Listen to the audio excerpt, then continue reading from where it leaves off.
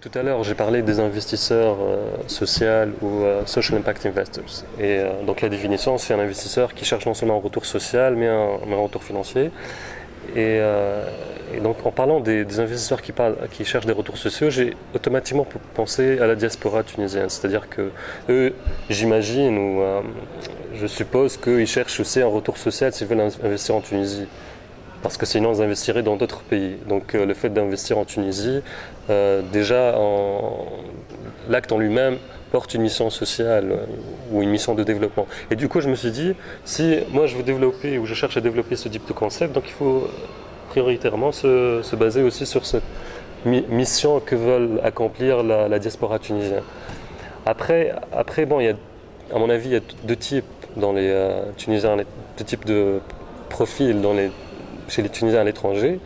Il y a le travailleur classe moyenne, voilà, l'étudiant, le jeune professionnel de classe moyenne. Après, tu as les gens Tunisiens à l'étranger qui ont réussi et qui sont très aisés. Donc, ceux-là, je pense, ils peuvent aider dans le sens où peut-être ils ont des contacts intéressants pour pouvoir donner des opportunités de marché aux entrepreneurs sociaux. Si quelqu'un, je veux dire, il trouve une solution ou une innovation pour résoudre un problème de déchets ou un problème d'accès à l'énergie ou une innovation en énergie renouvelable, ça intéresse ce genre peut-être de diaspora pour l'exporter en Europe ou aux États-Unis et trouver les marchés. Donc on peut compter sur ce type d'expertise. Le deuxième, le premier profil dont j'ai parlé, c'est plutôt, moi je vise à les toucher en termes de crowdfunding, c'est-à-dire les permettre de devenir des micro-investisseurs en Tunisie. Parce qu'en Tunisie, tu as le choix où tu investis 50 000 dollars ou alors rien. Donc là, leur donner l'opportunité de rentrer dans la dynamique de l'investissement, mais en investissant des micro-montants de 500 euros, 1000 euros, 2000 euros ou 2000 dollars. Si on arrive à toucher 1000 Tunisiens, chacun donne 1000 dollars ou 500 dollars, déjà on a 500 000 euros ou 1 million d'euros pour soutenir ce type d'entreprise qui ne trouveraient pas de fonds ailleurs de toute façon parce qu'ils ont une mission sociale, parce que le retour financier n'est généralement pas aussi bon que des startups IT ou des entrepreneurs qui bossent sur des applications web, etc. Et donc ils ont besoin de ce type d'investisseurs qui ont d'autres objectifs que juste le retour financier. Comme je disais, pour encourager ce type d'initiative et ce genre d'entrepreneurs, il nous faut un fonds, il faut investir, donc il nous faut un fonds local. Donc, premier partenaire, c'est un partenaire local en termes de fonds, quelqu'un qui soit prêt à héberger ce fonds et pour lui, c'est un moyen d'explorer un nouveau type d'investissement, un nouveau secteur, donc c'est un peu win-win. Le deuxième partenaire, c'est quelqu'un qui nous aide à trouver et à identifier les entrepreneurs, donc quelqu'un qui nous aide à constituer un réseau pour trouver l'entrepreneur, l'éduquer, le coacher. Et le troisième partenaire, c'est un partenaire technique pour nous aider à mettre en place tout ce qui est crowdfunding et attirer les micro-investissements.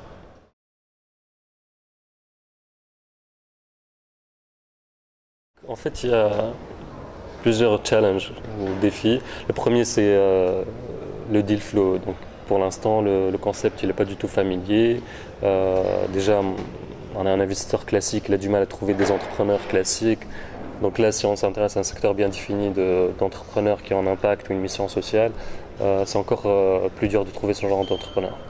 Le deuxième, je pense, défi, c'est la législation.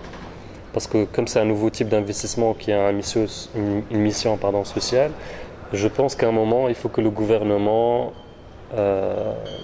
implémente une législation pour encourager ce type d'investissement et attirer des fonds, que ce soit intérieurs ou extérieurs, vers ce genre d'entrepreneurs avec des bénéfices fiscaux, etc., pour qu'on oriente les investissements vers ce type d'entrepreneurs et de projets.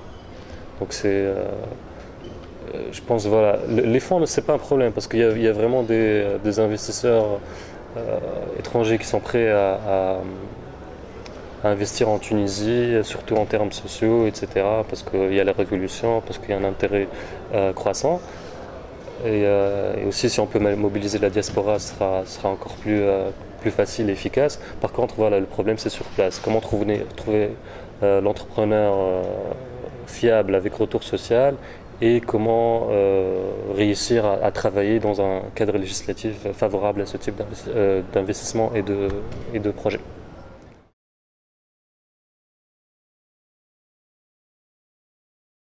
En fait, le Village Capital, c'est un programme d'accélération, un accélérateur pour entrepreneurs sociaux. Donc, je travaille avec un fonds d'investissement social, Social VC Fund, qui s'appelle Grey Ghost Ventures, qui s'intéresse à la région Middle East North Africa, monde arabe en général, et qui veut développer ce type de secteur, ce type d'investissement. Donc, lui aussi, de son côté, il y a plein d'investisseurs et de fonds qui exigent de plus en plus des projets de ce type. Il veut trouver des opportunités. Il est bien développé en Inde et dans d'autres régions du monde. Et on veut maintenant explorer les opportunités au Middle East et North Africa en général. Et du coup, c'est un programme qui vise à réunir des entrepreneurs sociaux ensemble. C'est très collaboratif, c'est pas une compétition, c'est plutôt des entrepreneurs qui travaillent ensemble, qui font du peer review. Donc ils se donnent des feedbacks mutuels sur leur business plan et après c'est eux-mêmes qui choisissent le finaliste. C'est pas un comité, donc c'est eux-mêmes qui choisissent le finaliste et le finaliste bénéficiera d'un investissement de $200,000 du VC Fund.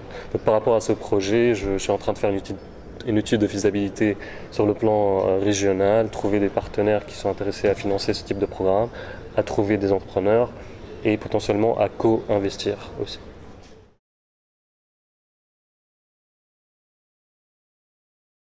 Donc, si vous avez une idée, essayez de trouver le potentiel social et environnemental de cette idée, essayez de la modifier parce que, enfin, faites de vos mieux pour vraiment tirer le potentiel et en tirer le potentiel social et environnemental parce qu'il y a vraiment moyen d'obtenir des fonds moins chers, d'obtenir un support logistique en termes de réseau, etc. parce que l'intérêt est croissant pour les entrepreneurs sociaux, pour les entrepreneurs qui ont des produits, des services, impact social et environnemental.